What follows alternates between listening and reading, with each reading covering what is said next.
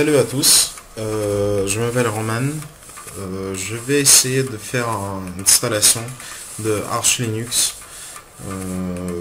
pour vous, expliquer chaque étape de cette installation. Je vais utiliser le dernier ISO, donc le dernier disque d'installation 2013 qui comprend déjà installation avec systemd, avec un nouveau système de service. Manager du service qui est maintenant sur Linux, sur Gentoo et sur Arch Linux. Il me semble que Fedora aussi ils ont pris. Ça va venir bientôt sur les autres OS. Voilà. Excusez-moi déjà pour mon accent et pour les fautes que je vais faire. Parce que je viens de Russie et je parle russe. Je fais les études en France. Et j'ai pas trouvé sur YouTube les vidéos qui expliquent bien l'installation en français. Donc je vais essayer de faire. Donc, voilà. Moi j'utilise pour l'installation, j'utilise archlinux.org, leur wiki, Official Installation Guide. On installe Arch Linux si on est déjà à l'aise avec un shell. Avec ligne de commande.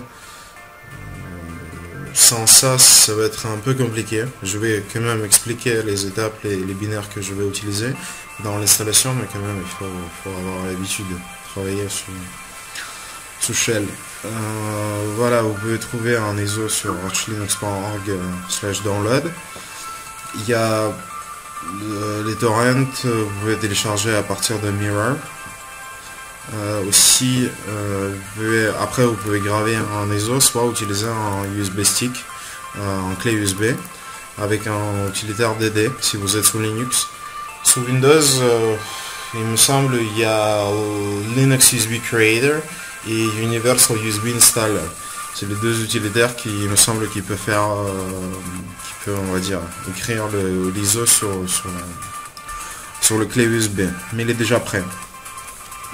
Donc le ISO il est déjà préparé pour le clé USB aussi. Il n'y a pas de souci. Voilà.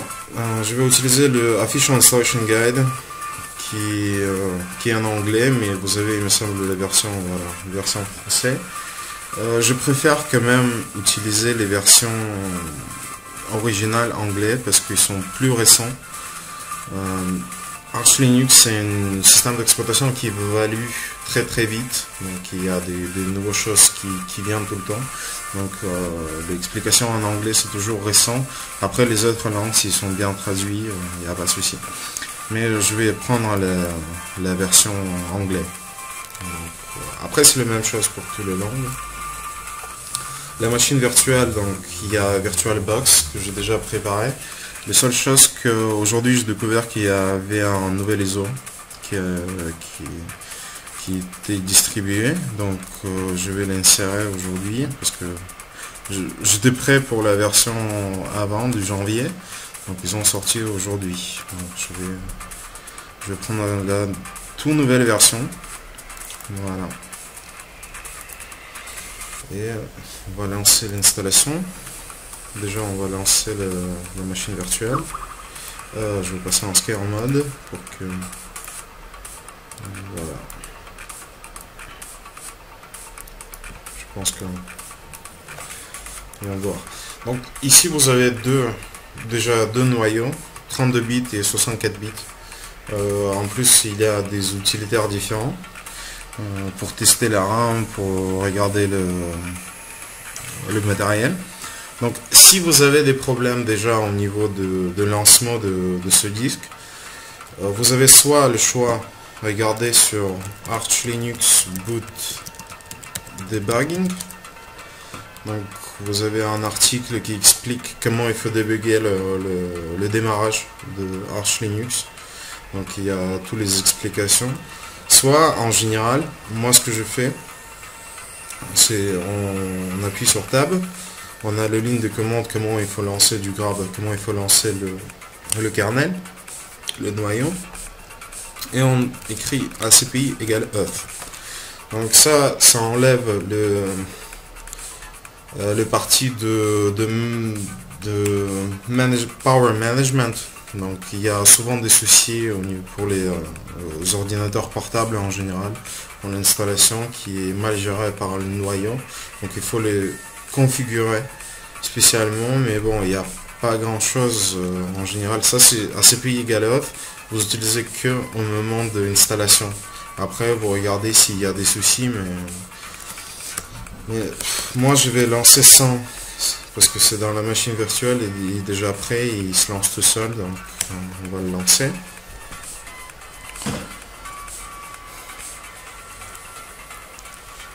Voilà. Du coup on a notre shell déjà de base. Déjà dans les dossiers où nous sommes par défaut, donc c'est un dossier root, on a un txt, un install.txt. On peut les regarder. Si vous n'avez pas l'ordinateur à côté, ou vous ne pouvez pas regarder le installation guide, donc vous avez le même chose, exactement la même chose ici. Donc ça peut vous aider d'installer le Arch Linux sans d'autres PC ou d'autres informations. Il y a tous les étapes, donc il n'y a pas de problème. Après vous switchez CTRL ALT F1, il me semble, ou CTRL F1, CTRL F2, etc. Donc c'est les différents TTY. Donc c'est les différentes consoles que vous pouvez, dans la première vous pouvez ouvrir ce fichier, et dans la deuxième vous pouvez l'installer, il n'y a pas de souci. Voilà. Donc moi je vais utiliser le version web. Donc déjà on va passer à un keyboard layout, donc changer le clavier, pas le clavier, les touches par rapport à la langue français. Moi je suis en UK, de Bretagne, Great Britain. J'ai un clavier voilà, anglais QWERTY en UK, mais si vous êtes en français, donc vous avez AZERTY, il faut utiliser Lowercase FR. Moi je vais utiliser UK parce que j'ai un clavier QWERTY. Voilà. Ensuite, on va passer directement à partitionnement des disques. Donc il y a un utilitaire qui s'appelle fdisk. C'est par commande, donc vous avez différentes commandes. Soit vous pouvez utiliser un cfdisk, c'est un graphique. Donc peut-être plus simple pour vous, mais je vais utiliser quand même basique, les trucs de base, donc fdisk. Donc il y a déjà, il nous donne M pour aide, donc on a tous les commandes, comment il faut travailler avec ce outil. Ensuite P print pour regarder tous les champs qui sont déjà sur le disque dur, sur tous les partitions, donc nous on n'a pas. C'est 17 Go le disque ici dans la machine virtuelle. Donc on va créer déjà la première partition, donc il sera principal, primary. C'est première par le numéro, donc c'est SD1. Premier secteur, oui. Et dernier secteur de cette partition, donc on ajoute plus, donc c'est à partir de premier secteur jusqu'à le secteur qu'il faut. On peut utiliser kilo, méga, giga. Donc on va utiliser ça, ça sera le boot, donc c'est pour démarrer le système d'exploitation. Donc je vais utiliser, je vais prendre 100 mégas. Normalement pour Linux, 100 mégas pour le partition boot ça suffit, sauf si vous n'utilisez pas plusieurs systèmes d'exploitation Linux qui vont, du coup les dossiers de démarrage il va contenir plusieurs kernels qui pèsent, qui prend plus de place. Donc 100 mégas pour un seul exploitation, même 50 ça suffit, mais j'utilise 100 en cas si je veux mettre un deuxième kernel ou quelque chose. Donc vous pouvez mettre plus. Ok, il est créé, print, donc il est là. Ensuite, deuxième partition qu'on va créer, c'est le swap. Donc regardez ce que c'est un swap, c'est une partition pour le RAM. Donc il y a,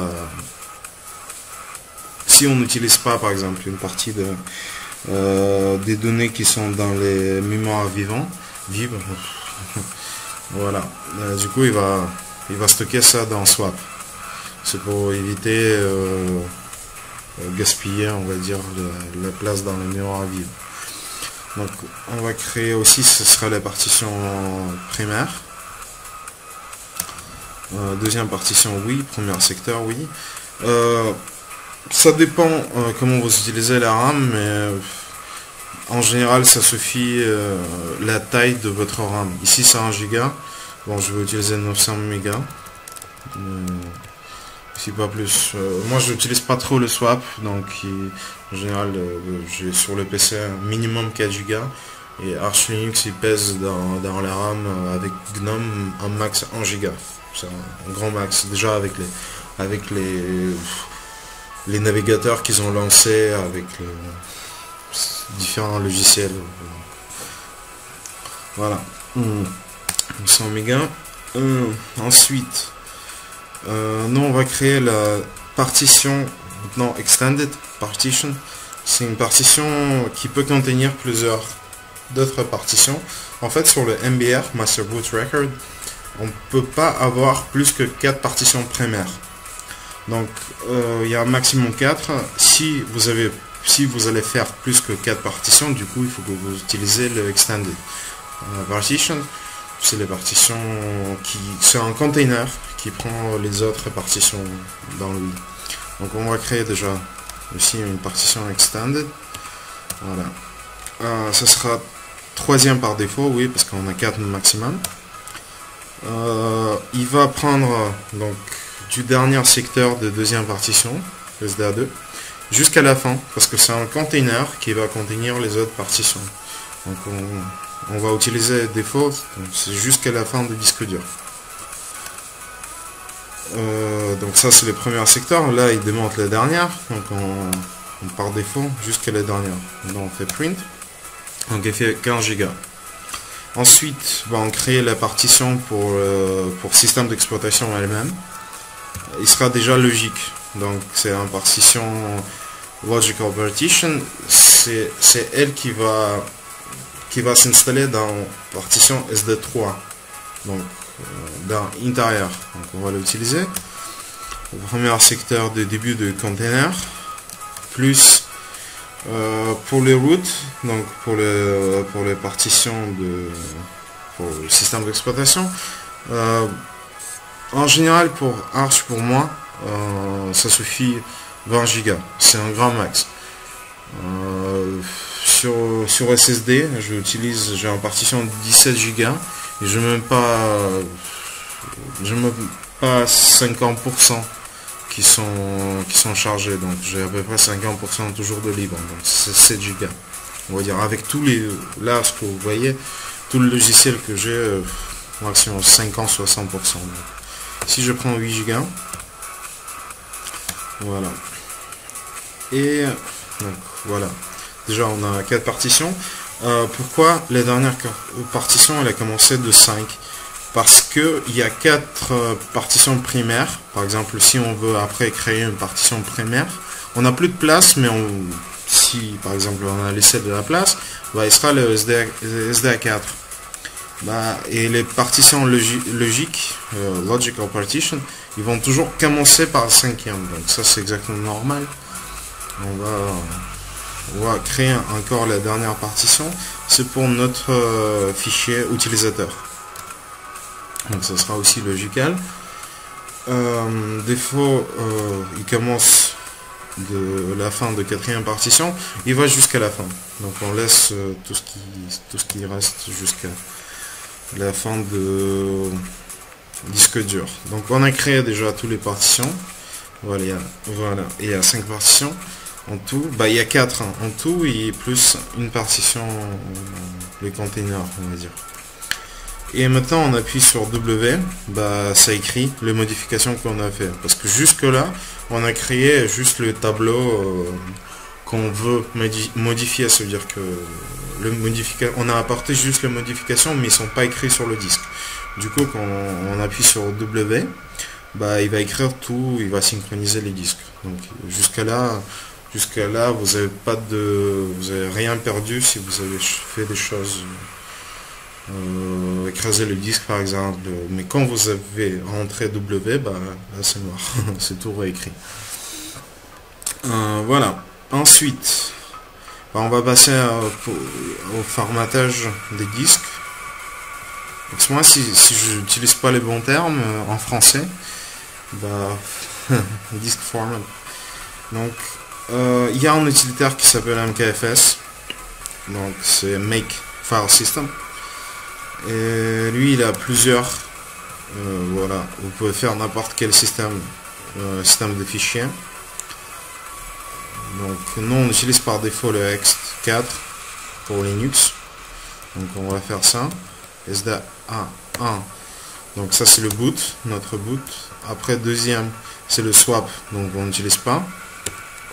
5, c'est notre partition pour système d'exploitation, pour Arch Linux. Et le 6, c'est pour les fichiers utilisateurs. Donc, voilà. On a tout formaté. Le troisième, on n'a pas besoin de formater. Extended, c'est juste un container. Et les dernières, c'est mkswap. Donc on va formater, on va dire, la partition pour le swap. SDA2. Voilà. Maintenant, on va monter tous les partitions dans la hiérarchie qu'on a prévue. Donc on va monter tout ça dans MNT. Donc on va faire mount /dev/sda5. Donc d'abord on mount, je sais pas comment expliquer. C'est quoi ça? Déjà on va monter la partition pour notre système d'exploitation, et après c'est elle qui va contenir le dossier pour le démarrage, donc la partition pour le démarrage et les partitions pour les fichiers utilisateurs. Donc voilà, on a monté. Maintenant il faut qu'on crée le dossier pour qu'on puisse monter, pour qu'on monte les partitions de démarrage et utilisateur dedans. C'est-à-dire mnt home et boot. Voilà. Maintenant on mount dedans les partitions qu'on a créées. Donc /dev/sda1, ça va être un boot. Et sda6, c'est pour notre fichier utilisateur, bah home. Du coup on a tout monté. La dernière chose, je vous conseille de monter aussi les partitions swap avec le command swap on, parce qu'après ça va vous servir de créer fstab automatiquement. Fstab, c'est un fichier qui explique au moment de démarrage comment, voilà, il faut monter cette hiérarchie automatiquement. Du coup, comme on va utiliser le swap, bah, on va les monter aussi automatiquement.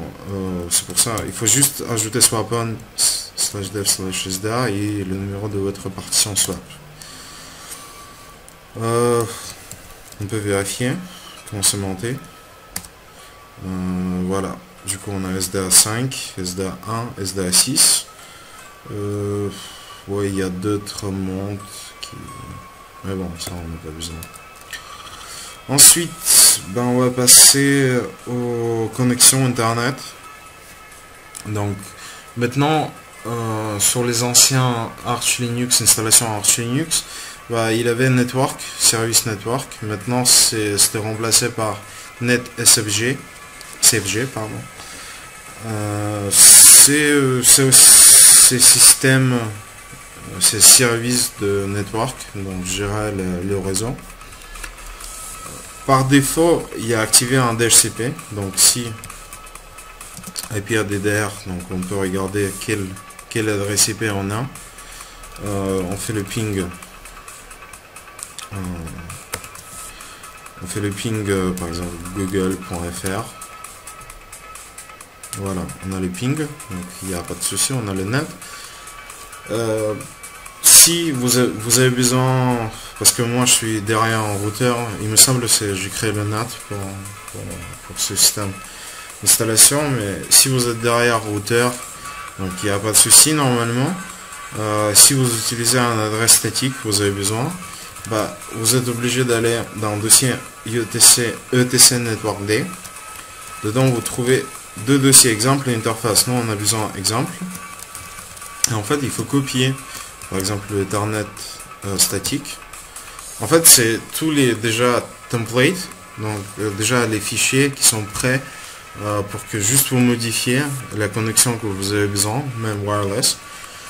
Et ça va monter automatiquement. Voilà, il faut le copier dans le dossier précédent, dans Network D. Et on les modifie avec Nano. Voilà, il y a tous les modifications, ce qu'il faut faire, donc c'est adresse, IP, gateway, donc c'est par défaut, c'est le route par défaut, et le DNS. Donc ça, vous pouvez le changer par rapport à votre connexion. Voilà. Et ensuite, vous faites la commande netcfg Ethernet statique. Et quand vous appuyez sur Enter, ça va prendre tous les paramètres du réseau que vous avez à rentrer. Les seules choses qu'il faut, il faut pas oublier de arrêter le service DHCP, sinon il va partir en conflit. On utilise le utilitaire système CTL stop DHCP service. Quand on appuie, ça s'arrête. Et après on place le commande qu'on a juste en haut et ça doit marcher. Donc si vous avez Wi-Fi, Wi-Fi, vous avez le Wi-Fi-menu, les commandes. Moi je peux pas faire, il me semble, sur VirtualBox. Oui, j'ai pas d'interface VLAN. Donc on va passer directement à l'installation de base, le système d'exploitation de base. Ici déjà il nous propose de modifier de mirror list. Donc ça c'est les repos où il va télécharger les nouvelles paquets pour l'installer. Donc par défaut il prend, il faut regarder, etc pacman.d, et on a un fichier qui s'appelle mirror list. Voilà. Il y a par les pays et par le score. Donc c'est conseillé de prendre le plus de scores et le pays le plus proche. Dans mon cas, quand je suis en France, je vais prendre un français le plus qu'il a le score. Il me semble pour la France c'est OVH avec un 5, peut-être même plus. Ah mais non, il est à 10. Il me semble qu'il était à 5. CTRL K, donc nous on a besoin ce ligne là, donc on prend CTRL K pour couper et on les place tout en haut. CTRL U pour ajouter. Voilà, tout ce qu'on a coupé. Maintenant CTRL O pour sauvegarder et Enter pour sauvegarder et CTRL X pour sortir. Donc maintenant on est prêt pour l'installer.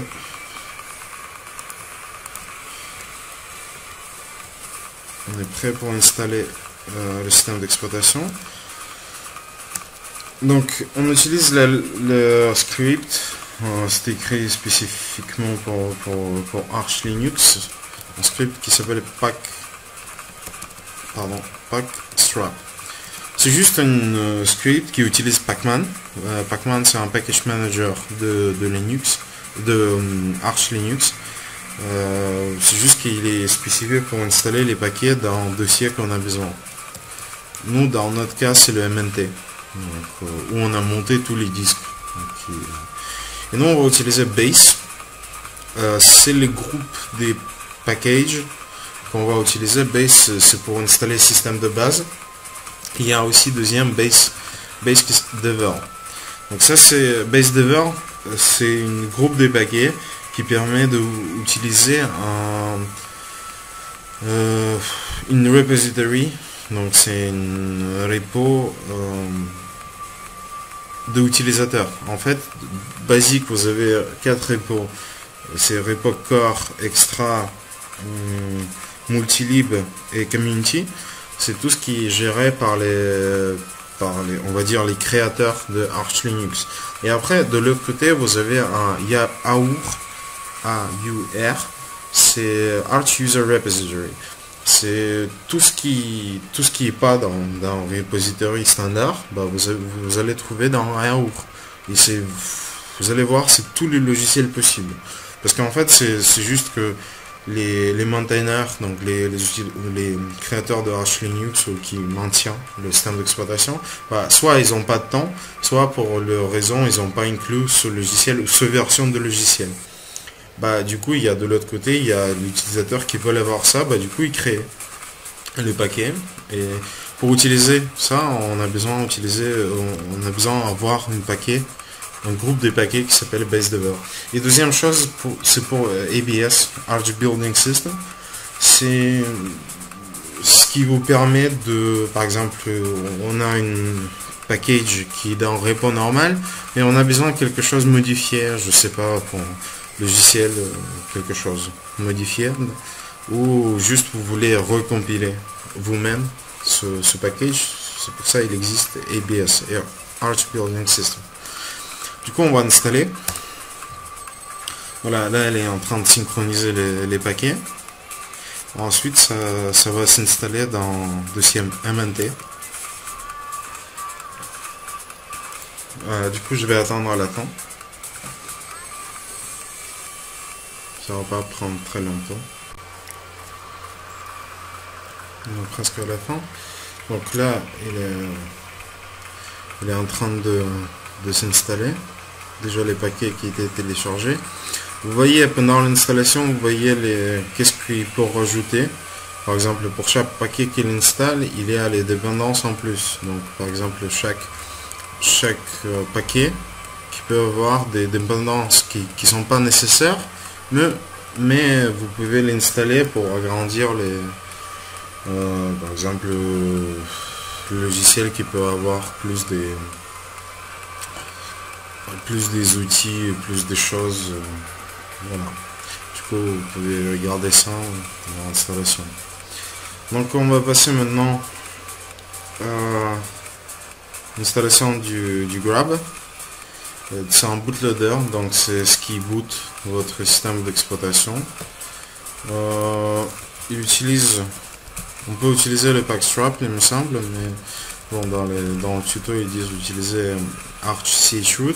C'est pareil, chroot c'est pour changer le dossier principal dans Shell. Par exemple là on est dans ISO et on veut changer déjà le dossier pour notre système d'exploitation. Dossier principal, ça veut dire le slash. Voilà, du coup ça permet de chroot de faire ça. Sauf que Arch Linux, Arch-chroot, en fait c'est un script qui monte automatiquement les dossiers suivants, les dossiers proc 6 dev, pour que vous puissiez travailler déjà avec un noyau qui est chargé à partir de ISO, mais dans le système d'exploitation que vous avez installé. Vous pouvez regarder ce que c'est en chroot, il n'y a pas beaucoup de choses. Donc on va installer GrabBIOS. Si vous avez EFI, vous êtes obligé d'installer GrabEFI, sauf si vous faites le config dans votre EFI. Donc on va chroot dans MNT, et on va pacman-s GrabBIOS. Et il va se télécharger.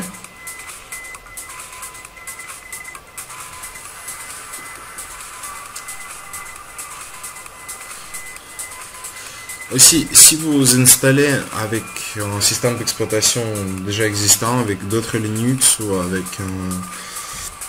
avec Windows à côté, donc je vous conseille d'installer un paquet qui s'appelle OS Prober. En fait, ça permet au moment de génération des fichiers configuration du Grab, bah en fait, ça prend aussi les autres systèmes d'exploitation. Il va chercher automatiquement, il va les ajouter dans le Grab. Et vous allez voir plusieurs systèmes d'exploitation au démarrage. Donc, je vais l'installer, mais j'ai pas besoin, comme c'est une machine virtuelle. Voilà. Ensuite, on va s'y shooter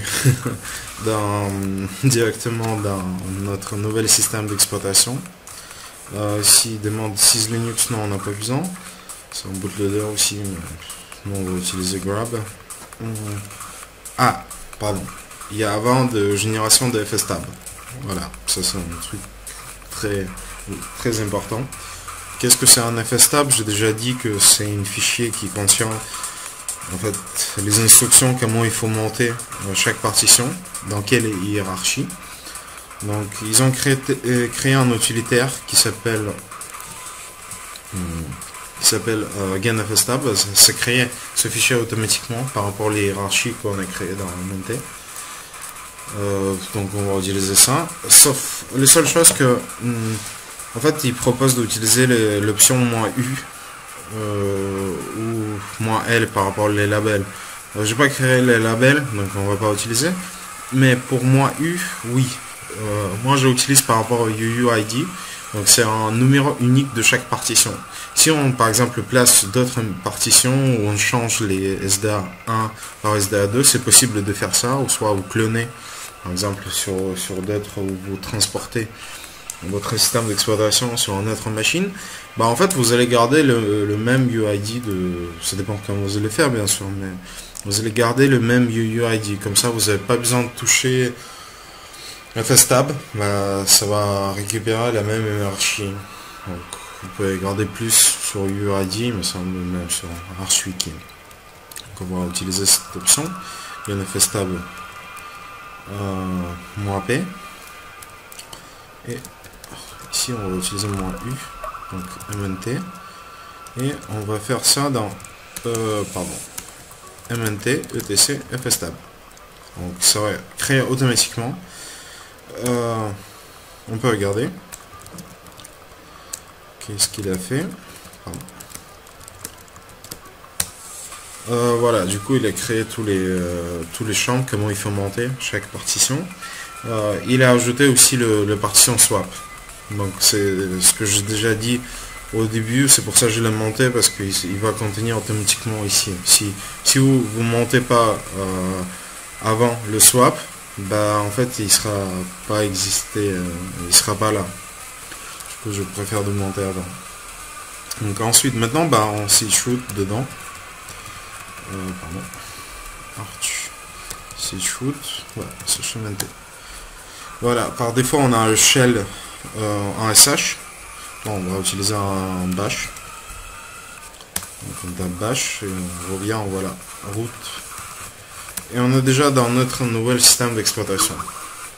En fait, le noyau il est chargé à partir de disque.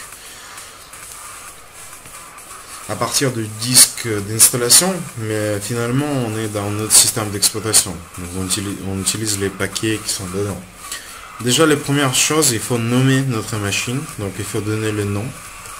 Il faut faire ça dans le fichier hostname etc. Je vais faire Arch Linux VM. Vous pouvez donner le nom de la machine laquelle vous voulez.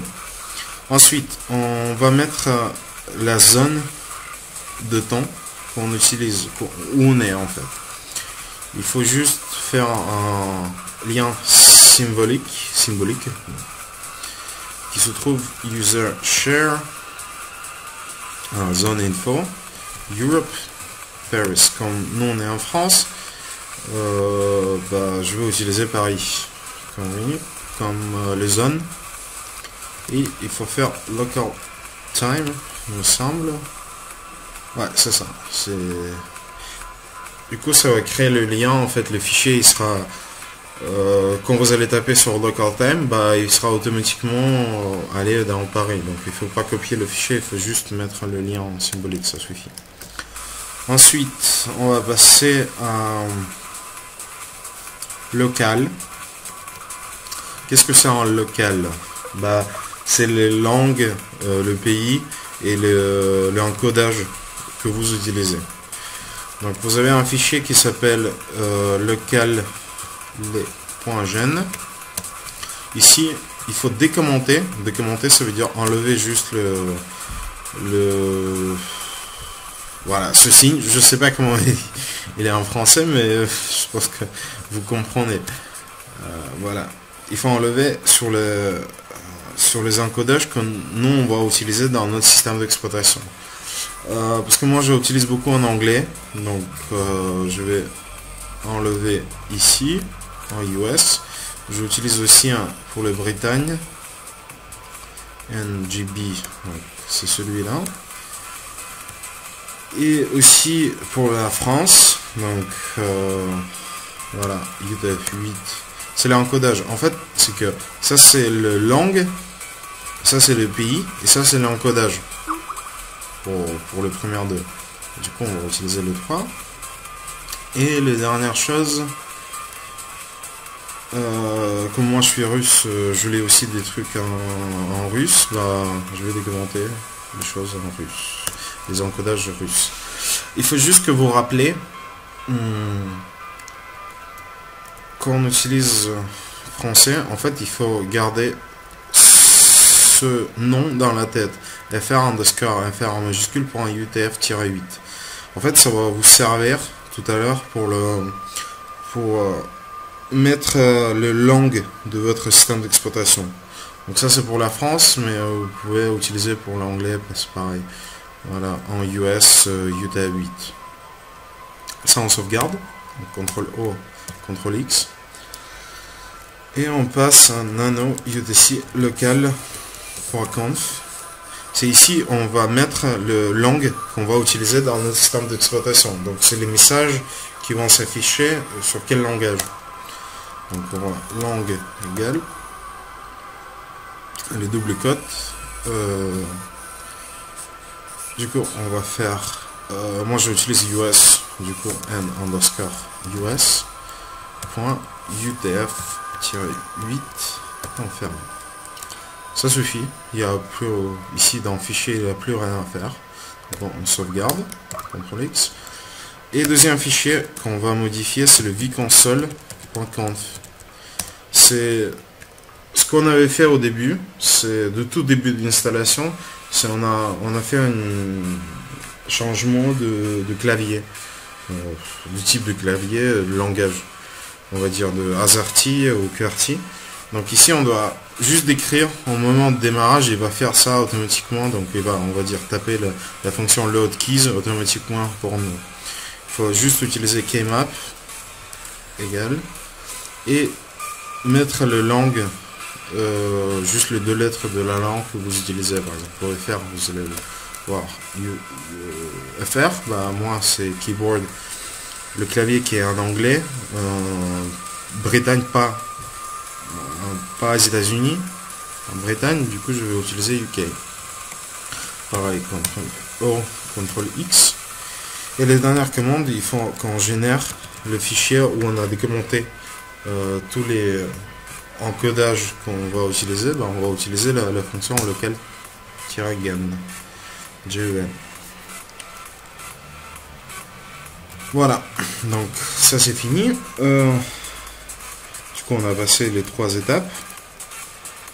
Ensuite, la prochaine étape c'est génération du RAM disk. Donc en fait quand le noyau il va charger, bah, il y a son, on va dire, il va charger dans la RAM, donc dans la mémoire vive, et en fait c'est les configurations en fait il va contenir la configuration notre noyau, qui les modules qu'on va charger dans le RAM disk en plus de noyau, donc etc. C'est pour ça qu'on utilise mkinit CPO. Donc il y a un fichier configuration qui s'appelle mkinit CPO.conf. Ici on peut rajouter tout ce qu'on a besoin. Ici les modules, ce qu'on a besoin en général c'est rajouter les modules au moment de démarrage. Les modules ça peut contenir les drivers en général qu'on va charger s'ils sont pas reconnus automatiquement, parce qu'au moment de démarrage le kernel il regarde votre matériel, il charge les drivers ce qu'il faut. automatiquement. Mais s'il n'est pas reconnu, bah, on peut le charger ici, décrire le module qu'on a besoin de charger automatiquement. Par exemple, je sais pas, 915, bah, ça permet de charger les drivers de Intel. Si il n'était pas reconnu automatiquement. Donc, bon, ici on va pas faire. Du coup, CTRL O, même CTRL C, CTRL X, non. Donc on va rien modifier. Et juste on tape la commande mkinit.cp.-p. -p c'est present, donc c'est un fichier de configuration. Comment il faut créer, voilà, ce RAM disk qui va se lancer au démarrage. Donc il y a déjà un preset qui était fait pour Arch Linux, il s'appelle juste Linux. Voilà. Du coup il a créé le RAM disk. Voilà. Ensuite, bah, on va passer à configure the bootloader. Donc il faut qu'on configure notre grab pour démarrer notre Arch Linux. Bah, il y a déjà les premières choses, il faut installer le grab dans MBR. Donc c'est grab install /dev/sdr. Donc c'est notre disque.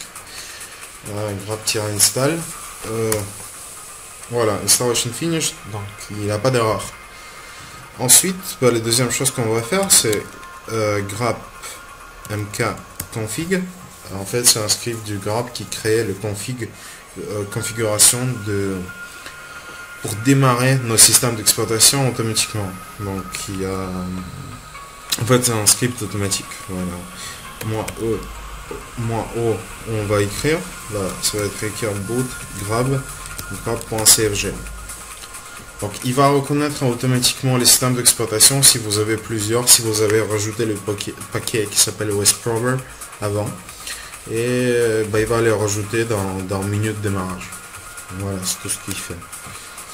Du coup voilà, il nous a trouvé un Linux kernel, donc l'image, le noyau, plus son disque RAM qui sera ajouté au démarrage. Bah, là, en fait, il affiche des erreurs parce qu'il n'y a pas trouvé dans SDA3, comme c'est un container, bah, il n'a pas trouvé les blocs de système de fichiers. Du coup, il affiche une erreur. Ça, c'est pas très grave dans notre cas. C'est pas grave. En fait. Du coup, il a fini. Ensuite, bah, ce qu'on va faire. Oui, la seule chose que si vous avez eu des problèmes au moment que démarrage, pour redémarrer, parce que là on va passer tout à l'heure au redémarrage du système pour charger. Déjà, si vous avez de tout début ce que je dis, si vous avez eu des problèmes au moment de démarrage, bah, vous pouvez modifier ce fichier grab.cfg, pardon, il faut le modifier, nano. Ici là, voilà, begin grab.d 10._linux. C'est la même chose, c'est la même ligne de commande que vous avez vu au tout début. Bah, il y a required. Ici, il faut rajouter le cp =. Donc, si vous avez eu des problèmes. Et après, il faut que, bien sûr, vous cherchez pourquoi ça se fait ça. Et vous pouvez demander, par exemple, sur les forums.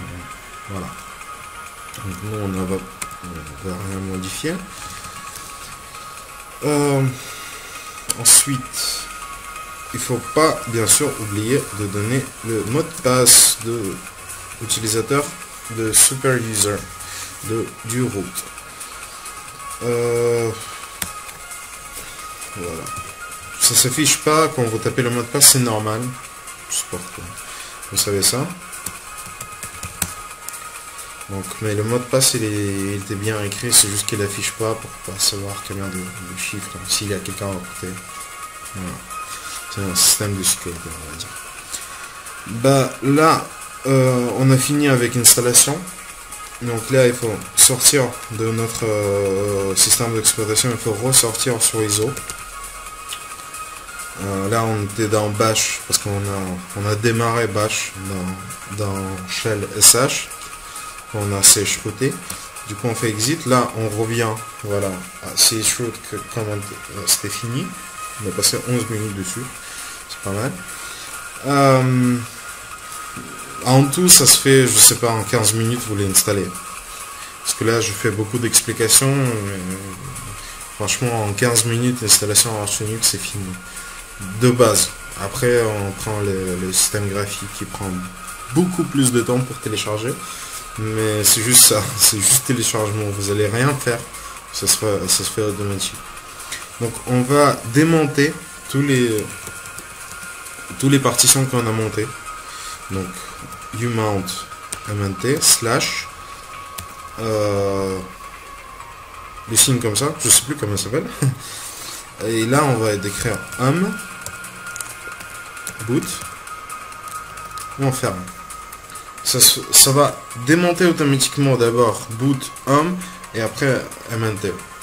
Toutes les partitions qu'on a montées dedans. Voilà. Maintenant il n'y a plus rien qui est monté. Et là on passe au reboot.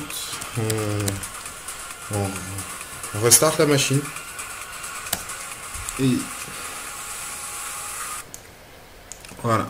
J'ai tombé sur le même grab du ISO parce que je n'ai pas démonté les os. Mais ici vous avez l'option boot existing OS. Donc on charge à partir maintenant du disque dur. Voilà notre grab de disque dur qui sort. Vous avez deux options. C'est par défaut. En fait c'est juste que vous avez première, c'est ce qui va reconnaître automatiquement les drivers, etc. Donc il va essayer de se booter. Soit vous avez deuxième option, c'est fallback init rams, qui prend tous les drivers possibles dans la kernel avec tous les systèmes de débugage. Donc si vous avez des problèmes au moment de démarrage. Et si vous n'avez pas, on le boot normalement. Voilà, on a déjà booté dans notre système d'exploitation. Pendant ce moment, j'étais obligé de arrêter l'enregistrement de screencast, mais là je reprends. Donc on peut se loguer, donc il n'y a pas de souci. Voilà, on est dans notre système d'exploitation déjà installé sur le disque dur. Les seules choses que vous n'allez pas avoir le internet par défaut, parce que le service net SFG, après l'installation, il n'est pas démarré automatiquement. Donc il faut faire ça dans une manière pareil que je montrais déjà pendant l'installation.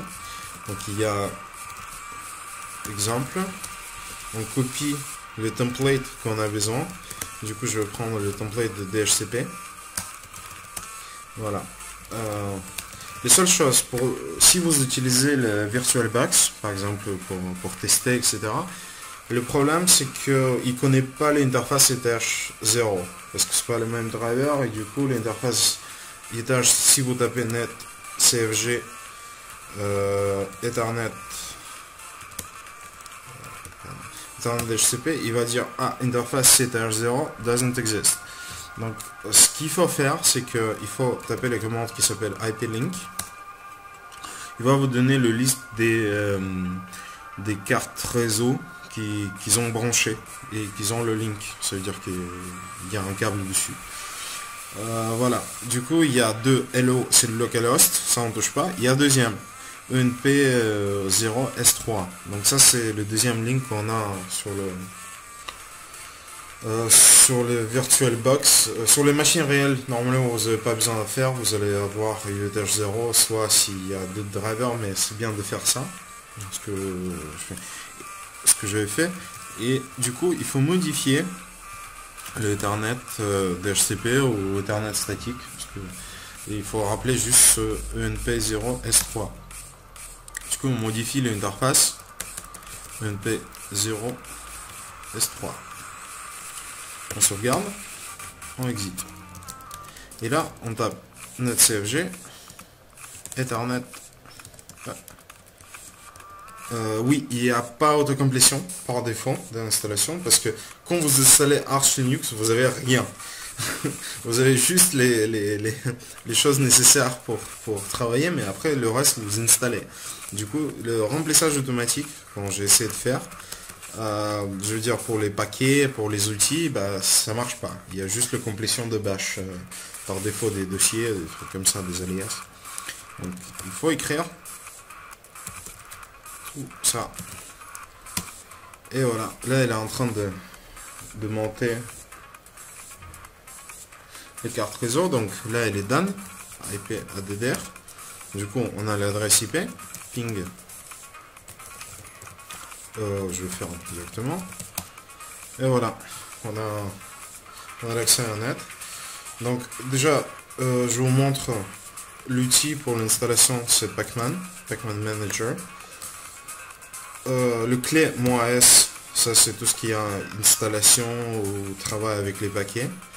Donc tout ça vous pouvez regarder dans Help, -H. Voilà, il y a toutes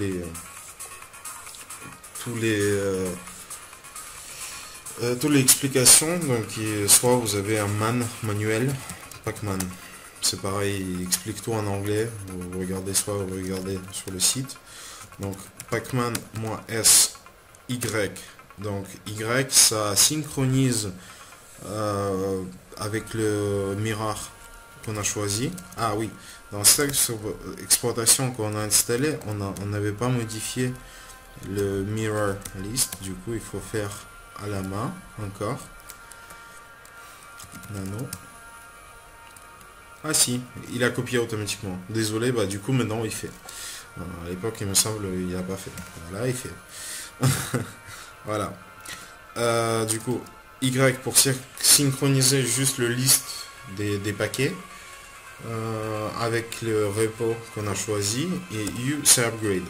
Normalement, nous avons rien à faire après l'installation parce qu'il télécharge les tout derniers paquets possibles. Donc là, j'arrête la vidéo ici. Si vous voulez que je continue par exemple sur l'interface installation des interfaces graphiques, par exemple GNOME ou KDE ou XFCE, ce que vous voulez, je peux continuer. Écrivez sur les commentaires de cette vidéo. Voilà, merci à tous et voilà.